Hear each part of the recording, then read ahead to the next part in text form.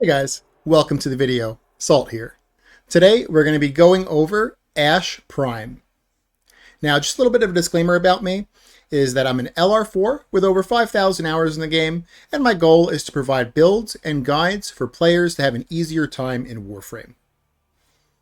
Alright, so this is going to be a little bit of a longer video, so make sure if you're interested, get some snacks, maybe some drinks, and buckle up and get ready. And if you are a former Ash main, maybe looking to get back into Ash, make sure you get some tissues because there's going to be a little bit of spiciness in this one.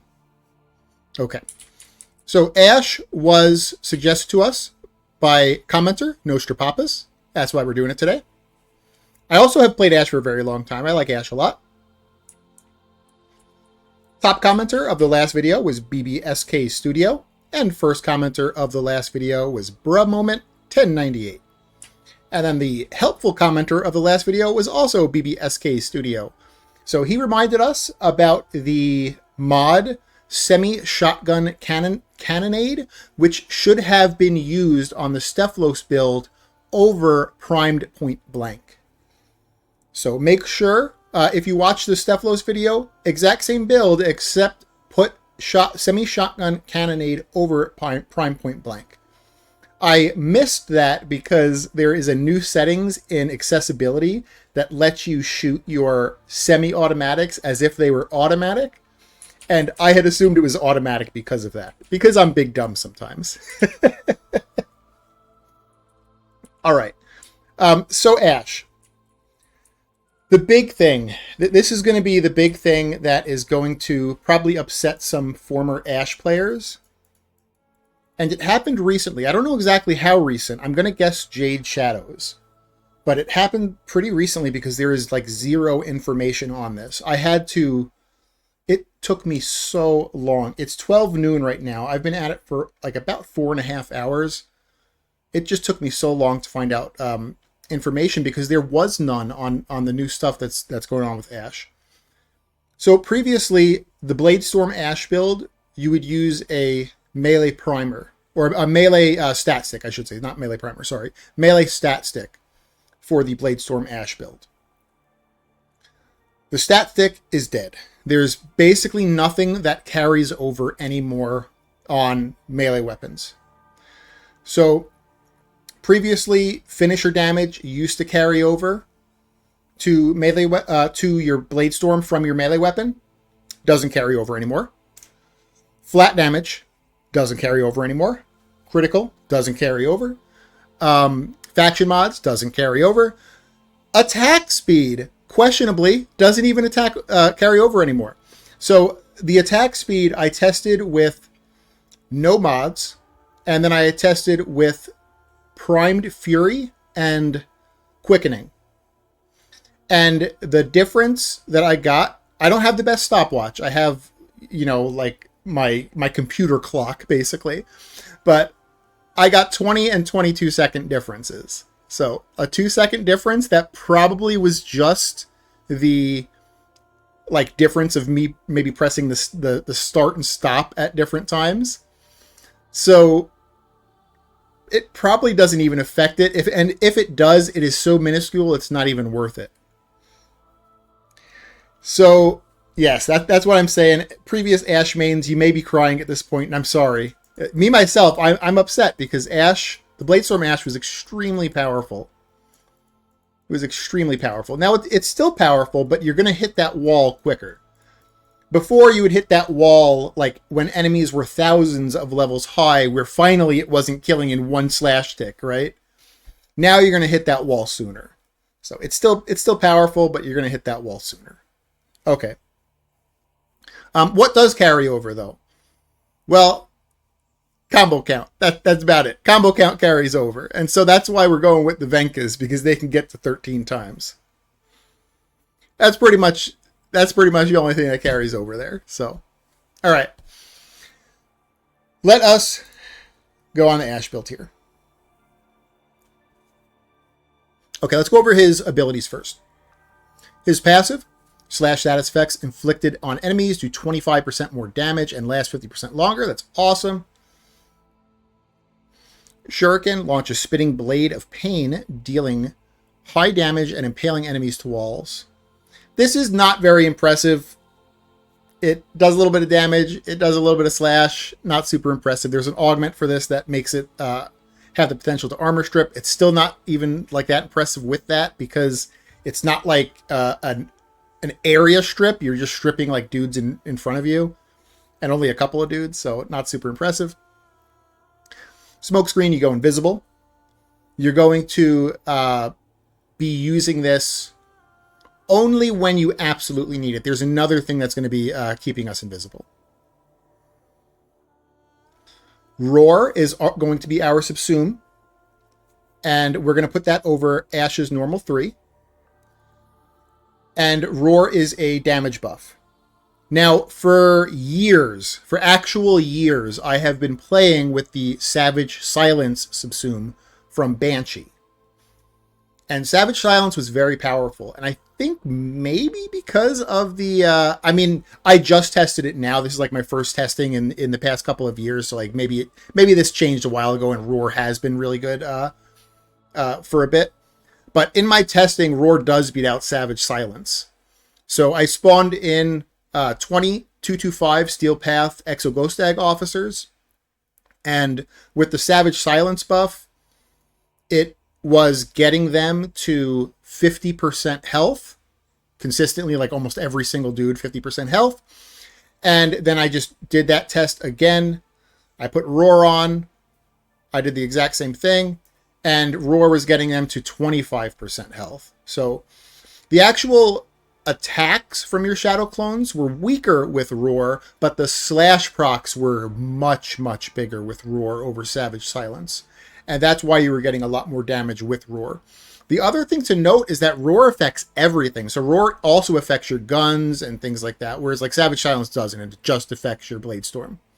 So Roar beats out Savage Silence for Blade Storm, and it affects your weapons. So Roar is an obvious choice over Savage Silence. Again, this is a new ability for me because I've used Savage Silence for years on Ash Prime. And then in the 4 is going to be Blade Storm.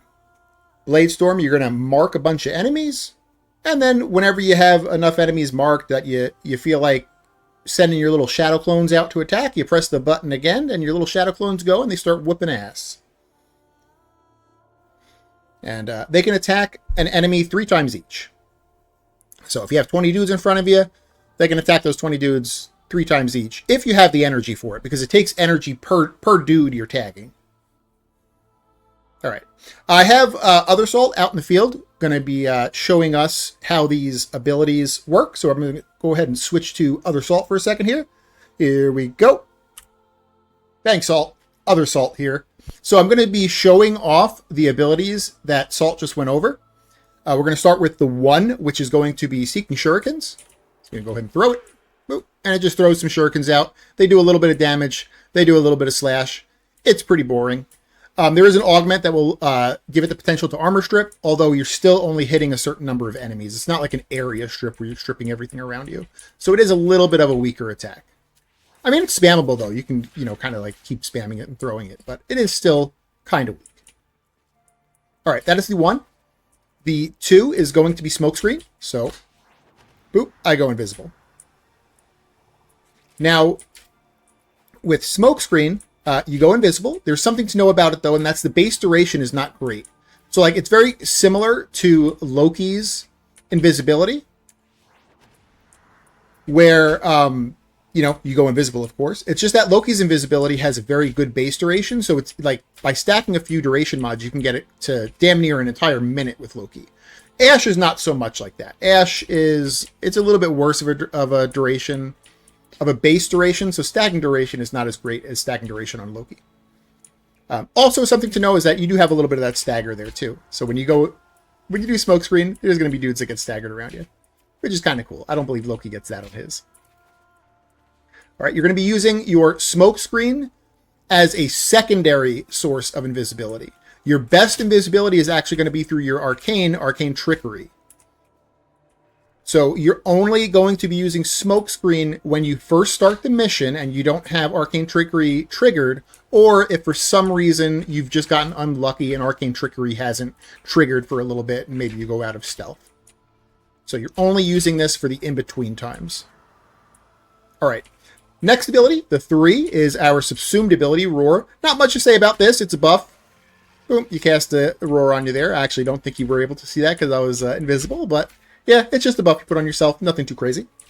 Okay, let me get some energy and we'll show off the 4. Ash's flashy ability, Blade Storm. Now, Blade Storm is going to tag enemies. So when you click Blade Storm, it doesn't do anything at first except for tag enemies. And then when you click it again, you will send your shadow clones to attack those enemies you've tagged. So in my settings, I have my dudes already kind of like a little bit red, so it might be harder to see for you guys on my screen. But if you do this on your screen, it'll be easier. So I'm going to go ahead and press 4. You see how that guy kind of became a little bit more red? So I'm going to just tag things here. And in the bottom right where my Blade Storm button is, you'll see it has 60 over it. What that means is that I have 60 attacks saved up to hit these dudes. Each dude can get hit 3 times. So there's 20 dudes. They're going to get hit 3 times each. That's 60. Once I go ahead and press the button again to actually cast this, it'll start counting down. So let me go ahead and press 4 again. Bam. And now my shadow clones are at it. And they're going to go ahead and they're going to start whooping ass. And it's going to be kind of slow. Attack speed used to be something that was a bit more powerful on your melee weapon. Now I don't even know if attack speed works anymore. There was like a 2-second difference between my tests when I ran it a few times, and I don't have like a great stopwatch, so that the 2-second difference could have just been me pressing it at like slightly different times for starting and stopping. So it really feels like attack speed doesn't even affect these guys anymore. So, all right, but that's what you do. You tag them, and then you release it. And it will drain energy per dude tagged. So like the second time I went to tag, I could only queue up 33 attacks. And it was because I didn't have enough energy to queue up the rest of the attacks here.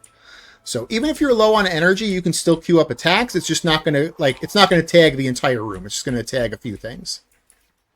And yeah, that's the 4 there. So I think that's all the abilities shown. We're going to go back to Salt. Thanks, Other Salt.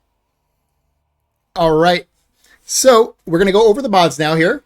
So I have the absolute min-maxed Ash Prime setup that I have on right now, and then I have the one that probably a normal person should use. A normal person should probably not use Umbral Fiber and should use Equilibrium here instead. And it's because Umbral Fiber is literally going to require 4 months of actual real-life time to wait for Umbral Formas to do it, just for a possible side grade.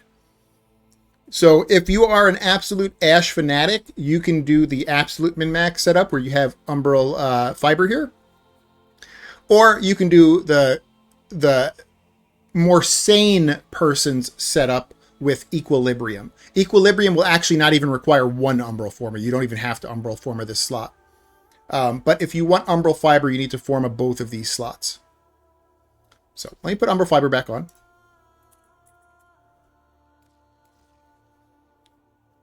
So we don't actually need armor for Ash. Our survivability is mostly just being invisible. However, I do play multiplayer content, and my builds are meant for multiplayer content. They're not meant for sitting invisible level cap by yourself where nothing's shooting at you. It's meant for multiplayer. And in multiplayer, you are going to be getting hit even as an invisibility frame. And so you need some kind of survivability. And so our some kind of survivability is Umbral Vitality. It gives us enough health where, once our shields have been destroyed, we can take 1 hit after that. And hopefully in that time we can regen our shields and whatnot. So that's what Umbral Vitality allows. So if you're invisible and one of your teammates has a Blitz Eximus that's targeting them, accidentally it hits you, you're not just going to insta-die. Umbral Fiber, we don't really need, because Umbral Fiber only brings our armor to 518, which is only a 63.3% damage reduction, which seems good, but on Steel Path Endurance, 63.3 is not enough. You need like 90%. So Umbral Fiber, the reason why we use Umbral Fiber is because it's part of the set. And we're going to look at Umbral Intensify here. 77 ability strength. If we take Fiber off, we're at 55. So Umbral Fiber, you can think of Umbral Fiber as a 22% ability strength mod. So 22% ability strength and some vitality as well, because it turns the vitality from 130 to 180. So it gives you vitality and ability strength. Think of it like Augur Secrets. It's basically another Augur Secrets on your setup here. But this is absolute min-maxed. Not only do you want a min-maxed Ash, but you have all the other things on this build that are going to give you more energy. If you don't have everything that's on this build, you should not use Umbral Fiber. You should use Equilibrium in that case. Okay, so Umbral Vitality for health, Umbral Intensify for ability strength, Umbral Fiber not necessarily for armor, but to give us more ability strength, Primed Flow to increase our energy pool. Ash needs a large energy pool because his tagging of enemies, he can tag a crap load of enemies, but it's going to take a crap load of energy to do that. And so he needs a big energy pool to be able to do that. And especially since we're using Blind Rage, which is going to require even more energy. Prime Continuity is going to give us ability duration. Blind Rage is going to give us ability strength. It's going to decrease our efficiency a bit, but that's okay. We have other forms of energy regen on this build. Transient Fortitude is going to give us more ability strength. And Augur Secrets is going to give us more ability strength. In the aura slot here, we're going to go with Steel Charge. So something in my testing that I went over is that nothing carries over from the weapon anymore, the melee weapon.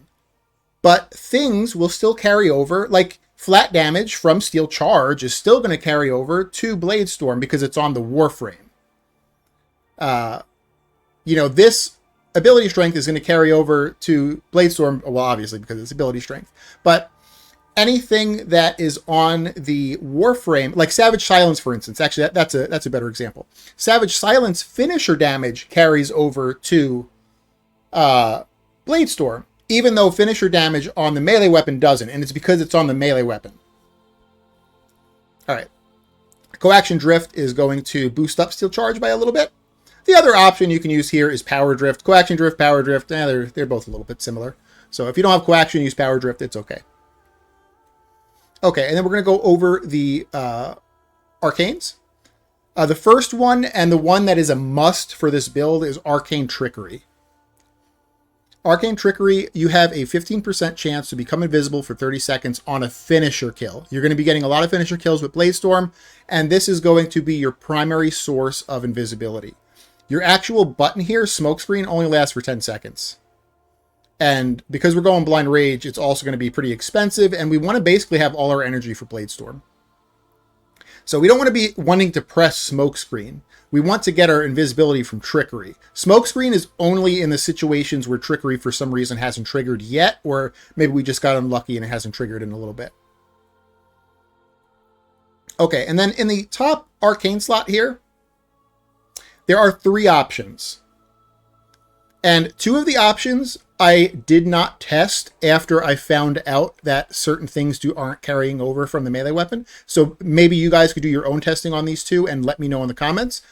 But Molt Augmented is the easiest one that's always going to work. So Molt Augmented, it gives you ability strength. Ability strength not only affects your Blade Storm, so it's going to make your Blade Storm do more damage, it's also going to affect your Roar, which Roar is then going to make Blade Storm do more damage as well. So Molt Augmented is very good. Molt Augmented, though, needs to stack, and it needs to stack, like it usually takes like 5, maybe like 5-ish minutes into the game, sometimes even 10-ish minutes to get it at a full stack of Molt Augmented. And so if you're planning to do quick missions, Molt Augmented might not be the option for you. But most of my content is for endurance runs, and that's why I choose Molt Augmented. Now, the other ones. Blade Charger. On a primary weapon kill, you get a 30% chance for 300 melee damage for 12 seconds. Now, I didn't test this, but I'm going to assume because this is melee damage and it's referring to your melee weapon, and because melee weapon stuff no longer transfers over to Bladestorm, this probably doesn't work, but I'm not sure. If someone knows for sure, like they've done recent testing since this has been kind of messed up with Ash, let me know if Blade Charger works, because this is another good option if it works. And the same thing with, I think it's called Fury here. Arcade Fury. On a critical hit, this is the same thing, but instead of flat damage, it's well, no, this is flat damage. So on a critical hit, you get more flat damage to melee weapons. Same thing.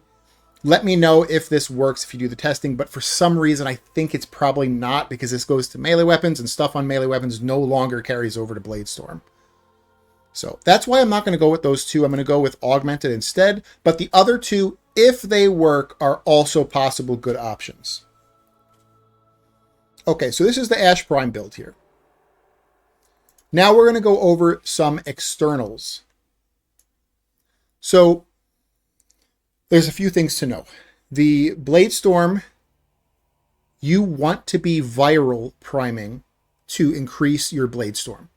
There's a few different things that you can use to viral prime. You can have your pet viral prime. You can have a primary that viral primes. You could have a secondary that viral primes. So a lot of these externals are going to be able to be like switched around. Maybe you know better ones, and that's okay. That's fine. For me personally, for the primary slot, I like the Cedo the best. The Kuva Ogress is also a really good viral primer, but the Kuva Ogress doesn't have like the slash like the Cedo does, and Ash gets more value out of slashes. So I kind of value the Cedo on Ash specifically more than the Kuva Ogress. So that's why I'm going to go with the Cedo. So the primary fire of it is just a strong shotgun that produces a lot of small slash procs, and the alternate fire shoots this glaive out that just primes a crap load of things in front of you. And if you put viral on the weapon, which I do, it's going to also be producing viral. So that's my reasoning for using the Cedo as a primary on Ash. For a secondary, I personally believe the best options are going to be either the Grimoire, the Epitaph as a primer, if you choose not to use the Cedo. You don't need two primers, so if you choose to use the Cedo, then you wouldn't need the Epitaph. But if you choose to use another primary weapon, then the Epitaph is an amazing primer that you could throw at whatever statuses you want on, but you definitely want viral on it to help with Bladestorm. Or the Synoid Gamma Core Incarnon. So the Grimoire, it doesn't necessarily matter how you build the Grimoire out. So you can copy my build, you can not copy it. It doesn't matter. Just the one mod right here, Zada's Invocation. This is what matters. Alternate fire grants 1 energy regen per second for 20 seconds for each enemy hit, stacking up to 10 times. So if you hit 10 enemies, that's 10 energy a second. It's not a huge amount, but it's decent. It's a good way to get energy back. Ash loves energy, so that's why I think the Grimoire is a really good option. The Synoid Gamma Core has a Syndicate effect that gives a big boost of energy back. So that's also a really good energy regeneration option, is the Synoid Gamma Core Incarnon. And then the third option, like I was saying, was the Epitaph. That's not an energy option. That is a priming option. So the Epitaph you would be using as a primer. Again, you don't need two primers. So if you have the Cedo, then you wouldn't need the Epitaph. So I'm using the Cedo as my damage and primer, and I'm using the Grimoire as my energy regeneration. Okay. Melee. It no longer really matters what you put on your melee. So I basically just built this like a regular melee weapon. I built this as if I was going to have melee influence on here, but I don't. And this is something else I probably didn't explain right off the bat.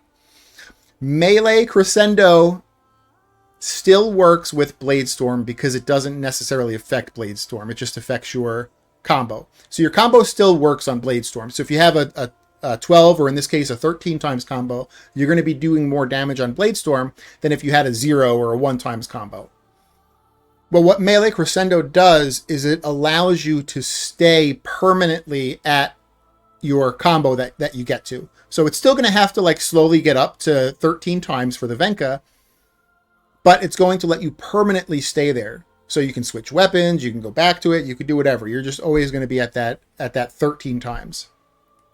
The reason we choose the Venka is because we can get to 13 times combo. Every other melee weapon, the max is 12 times combo. Something to point out is that my buddy Grandmaster Ace, he told me, he's like, well, not everyone's going to have melee crescendo, you know, and that's a mistake I make sometimes. I have this like endgame player thinking where I think everyone has everything. So if you don't have melee crescendo, there are a few weapons in the game that have passive effects of pausing their combo count, like when you switch. So let me go out of here. Let me go back. I'm going to go to swap. And the Grigori was one of them. And I'm sure there's others too. But like, let me go to the Grigori real quick. Grigori. Okay. So if you read it here, note, the Granum Attache system pauses the combo timer when holstered. So with the Grigori, you can get to 12. You can't get to 13 because that's the Venka's thing. But you can get to 12 times combo, switch to your primary weapon, and then you're just going to be at 12 times combo. So whenever you're blade storming around, it's still acting as if you were at 12 times combo. So even if you don't have melee crescendo, you could still use something like the Lieutenant Grigori. And again, there's probably other weapons that are like this. Let me know in the comments which weapons. I don't know if every Tenet weapon is like this. I think there is an Incarnon that also has a similar effect. Okay, so as far as the build goes, it doesn't really matter what the build is unless you're going for a melee-specific Ash Prime, which is fine too. Then you really want to focus on making a proper build.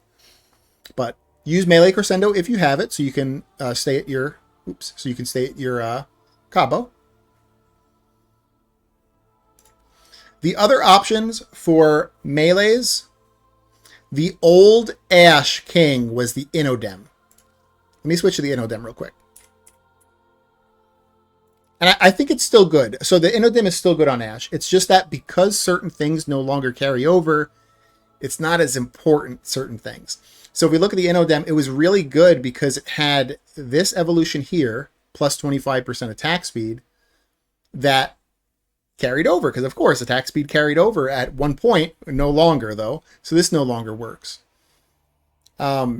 Swooping Lunge carried over as long as you were airborne while you were doing your Blade Storm. I don't know if Swooping Lunge carries over anymore. It may, and if it does, then that's why this is still competitive with the Venka. But I have a feeling it doesn't carry over anymore. So, the Inodem used to be the king because they had a few evolutions that, worked. And it was a dagger, and daggers had another mod that were specific to daggers that had finisher damage. Well, guess what? Finisher damage doesn't carry over anymore either. So that's why we're using the Venka now, to just bank on the boring 13 times combo. Hey, it looks pretty good on Ash too, though. I gotta give it that. All right, for a focus school,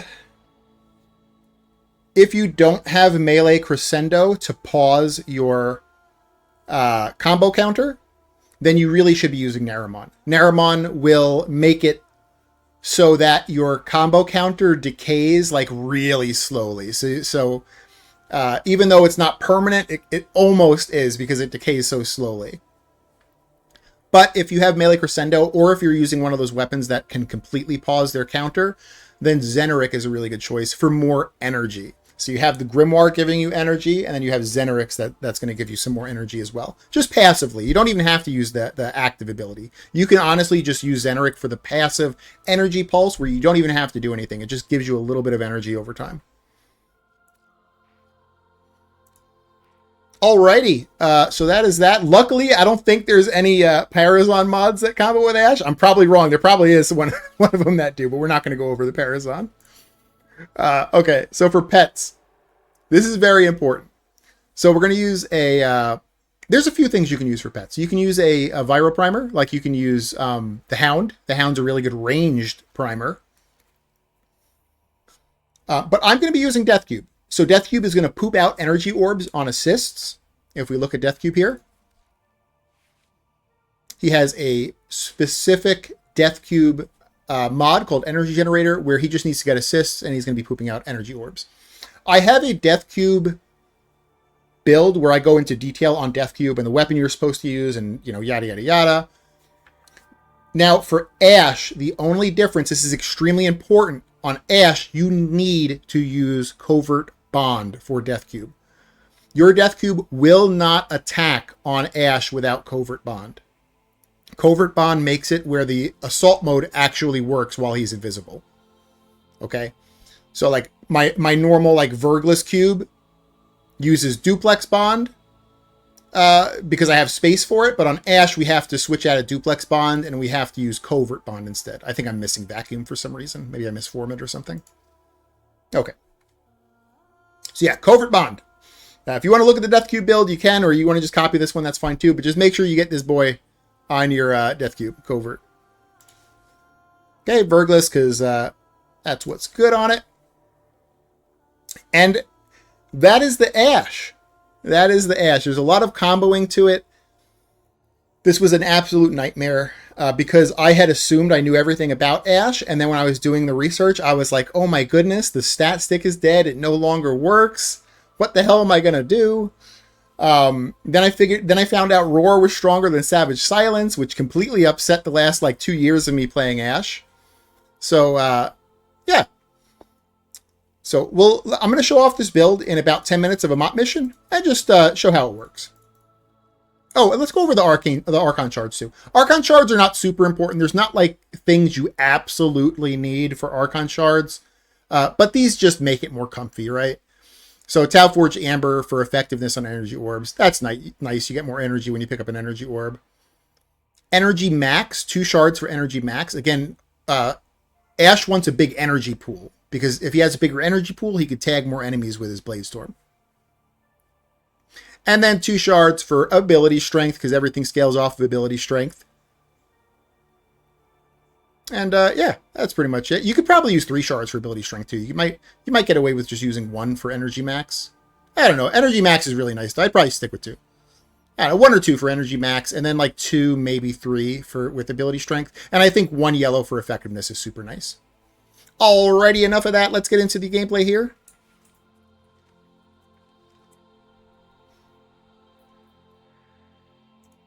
Gonna go Void. Gonna go Mott. Survival. Remember, you're squishy, I know we went Umbral Fiber, and it seems like, oh, I have an Umbral mod for armor. No, you don't. You basically don't have any armor. It's garbage. You're only using Umbral Fiber for the ability strength. So you're squishy as shit. Your survivability is being invisible. So while I don't have any Arcane Trickery stacks up, like where I'm invisible, I need to be using my 2 to keep myself invisible. Otherwise, I'm just going to die. Especially like later on you go into Steel Path. Starter Steel Path, you might be able to live for a bit. But later on in Steel Path, you're just going to straight up die. So, okay, let me start this mission up here. Life support has been cut off. They're trying to choke you out. Cast my Roar. I'm sending auxiliary life support. Now, you can actually cast Bladestorm while you're aimed in and shooting, too. There's no animation for Bladestorm. So that's something that's really cool about Bladestorm. Is you could actually just look at it as a supplement to your ranged attacks.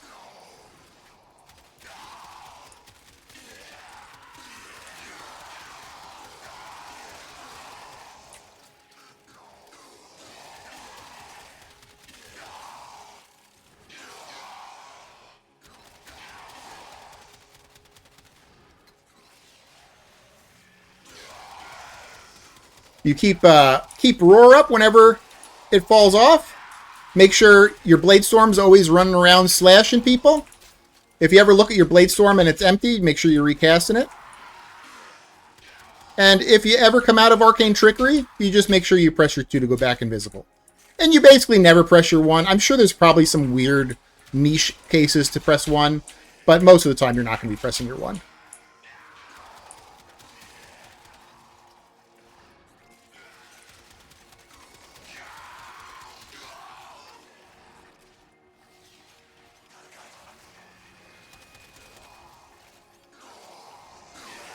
Look at all these guys up here.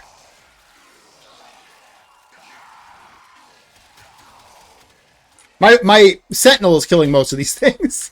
Just so you guys know. That's how powerful the friggin' Burgless is on Death Cube. I think my Sentinel has gotten more kills than my Ash right now. They should have a stat at the end that just shows Sentinel kills.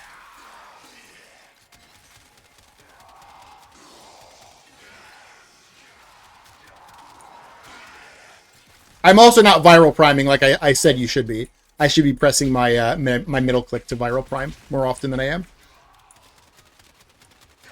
So keep that in mind. If you don't want the Cedo, if you want to maybe viral prime with something that's just easier to do that with, like maybe the Glaxion, maybe a Kuva Nucor, something that is going to be priming while you're shooting. That's also an option. You know, the Cedo is going to be a better viral primer, but you have to remember to middle click, which obviously you're seeing that I'm not remembering to do that. So in my case, maybe the Glaxion would be better, right? Or the Torrid. I mean, obviously the Torrid's really strong. The Torrid will probably do more than just viral prime for you. It'll kill everything.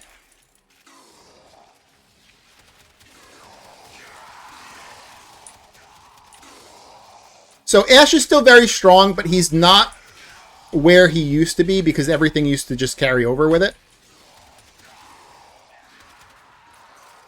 Like I said, you're going to hit that wall sooner. It's still going to be powerful. It's still going to be basically one-shotting all these like starter Steel Path enemies. But you're going to hit that like Steel Path endurance wall sooner where it's all of a sudden not one-shotting or two-shotting them. Now it's like, you know, taking a full 3 hits on a dude. See, my trickery just fell off, so I got to use my regular invisibility to go invisible there. Damn, Salt, remember to use your glaive on your Cedo. I really should probably switch to the Glaxion.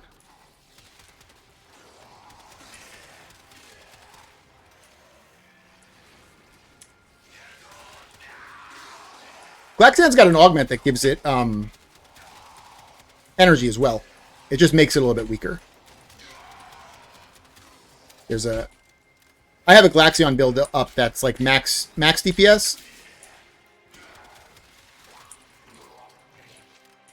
The one with the augment is more of a utility build. It's still powerful. It's just not max DPS anymore.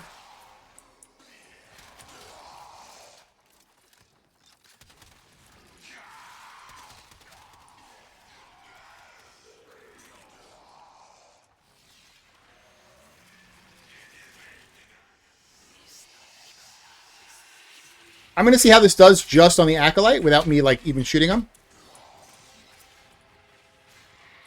So that's 1 Blade Storm on the Acolyte, and he's dead. So that was 1 Blade Storm. Of course, he gets hit 3 times. So he gets hit 3 times with 1 Blade Storm proc. Or 1 Blade Storm cast, or whatever you want to call it. So it's extremely powerful. It's just not the level it used to be. Like it used to probably, like, one-shot... Probably like, you know, 1 hit and then the tick of slash would have killed him.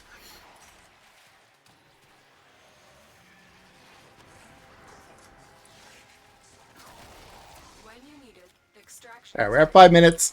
You gotta remember to viral prime better, Salt.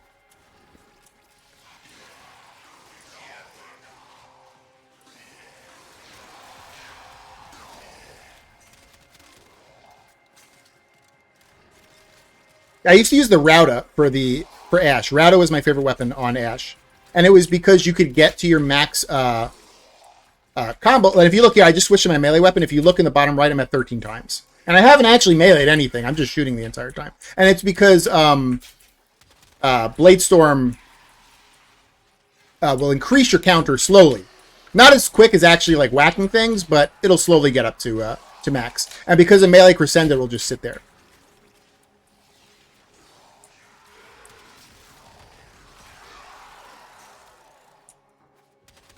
But yeah, before melee crescendo, I used to use the Rauda because that would just quickly get you up to max stacks. And you know, if there was ever a period where you weren't blade storming for some reason for a little bit, you could just whip out the Rauda again, and within like 2 seconds you were at max.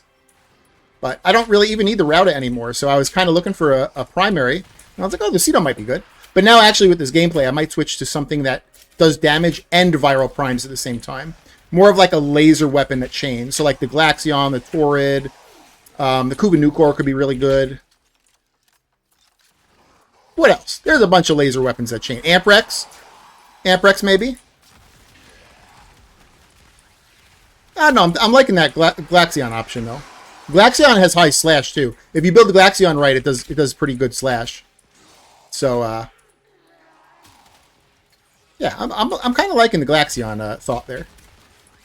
So if you've kept watching long enough to watch the gameplay, we might switch from that Cedo to the Glaxion. That might be the play.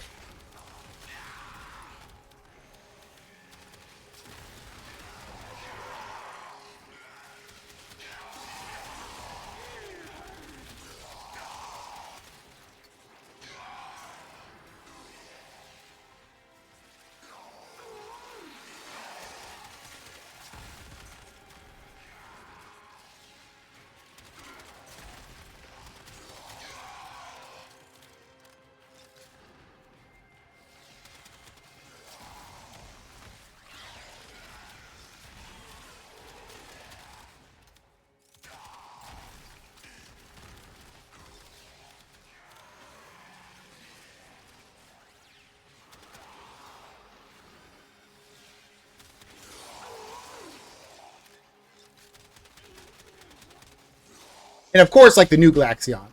The, what was it, Tenet? Tenet Glaxion? Is that the new one? Yeah, I think that was the new one that came out.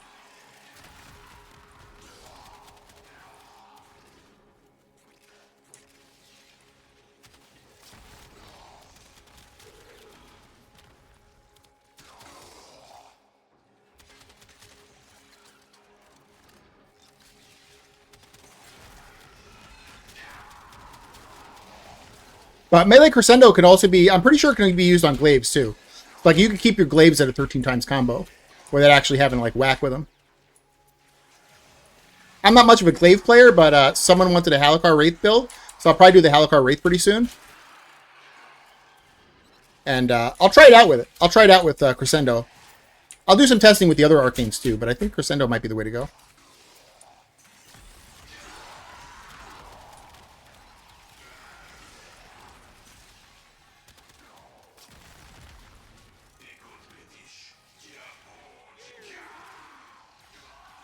We're almost at 10 minutes there. I mean, I'm still happy with this Ash Prime build. I was just a little bit salty that it's not as strong as it used to be. But this is pretty much still like what you're going to do with Ash Prime. There is... I was looking... Me and my buddy Grandmaster Ace, we go over builds sometimes because he has a lot of game knowledge as well. And we were looking at everything, and we were like, I guess you could probably make a support Ash with Smokescreen because, like, Ash's Smokescreen has an augment that gives crit chance. I'm like, like that's the only other thing you could do with Ash. It's like the support build. He's like, maybe go full Jade weapons and go full support Ash. So if anyone wants to see support Ash, maybe I'll do something with that after. But I think the proper way to play Ash is still going to be a Bladestorm build, even though it's a little bit weaker than it used to be.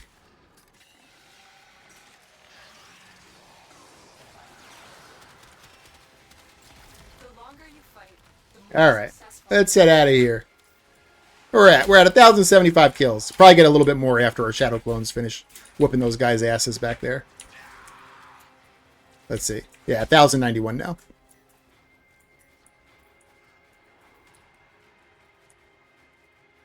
I'll tell you what though, half of that was probably my Verglis, my little Sentinel. Don't sleep on the Sentinels. Some people think they're weak.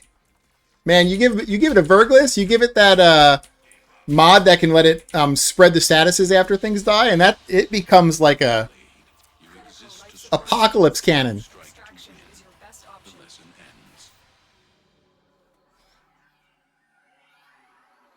All right, that's Ash Prime. That's how you build them. Let me know if you guys have any other combo wombos. Like, let me know if you think of any other primaries, secondaries, even melees. I'm pretty confident that the Venka is still going to be the top. Well, I shouldn't say still because Inodem used to be the one, but I'm pretty sure that currently Venka will be the top because nothing really carries over anymore except for combo count. But if you think of any like primaries, secondaries that combo pretty well with him, let me know, because I'm always willing to switch. Like I said, the primary, I might switch to a Tenant Glaxion over the Ceto now. The Ceto's still a good option, and it's probably better than the Tenant Glaxion, but you really have to remember to actually press your middle button, which I always forget to do. So, all right, that's Ash Prime, guys. If you like the video, consider giving it a like. If you haven't subbed yet, consider subbing or tell me what I can do to earn your sub. And you guys have an amazing day. Bye.